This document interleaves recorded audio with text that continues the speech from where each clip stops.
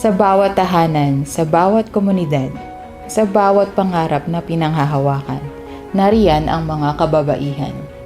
Nagbibigay ng lakas sa pamilya, mga leader na nagbubukas ng landas para sa iba, mga manggagawa at tagapaglingkod ng bayan na patuloy na lumilikha ng pagbabago. Ang Komisyon sa Populasyon at Pagpapaunlad ay nakikiisa sa pagsulong ng polisiya at programa sa patuloy na pag-unlad ng bawat kababaihan. Ang We or Women and Everyone for Gender Equality and Inclusive Society ay kinikilala ang ambag ng mga kababaihan sa paghubog ng isang lipunan. Sa taong ito, ang Lead Like Babaylands Pilipinas ang tema kung saan ang diwa ng isang babaylan ay pinapaalala.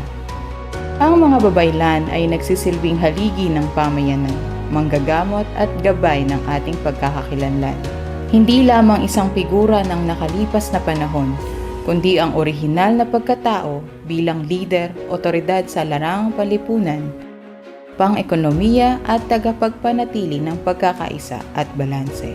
Ating binibigyang pugay ang mga babaylan ng ating bansa, mga Filipina, galing sa iba't ibang larangan, antas ng pamumuhay, iba't ibang propesyon, iba't ibang paniniwala, iba't ibang pananaw, at iba't ibang pagkakataon at hamon na kinakaharap araw-araw na humuhubog upang maging matatag at higit sa lahat, matagumpay.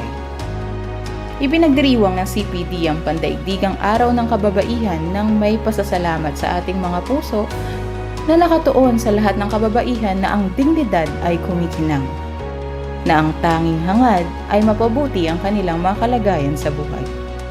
Sila ang puso ng pagunlad. Sama-sama nating ipagdiwang lakas, tagumpay at kontribusyon ng ating mga kababaihan sa paghubog ng ating lipunan. Ating gunitain ang karapatang likas sa atin. Lead Like Babaylands Pilipinas. Mula sa CPD, maligayang araw ng kababaihan, katuwang ng bawat pamilyang Pilipino sa pagpapaunlad para sa planado, matatag at maginhawang pamilyang Pilipino.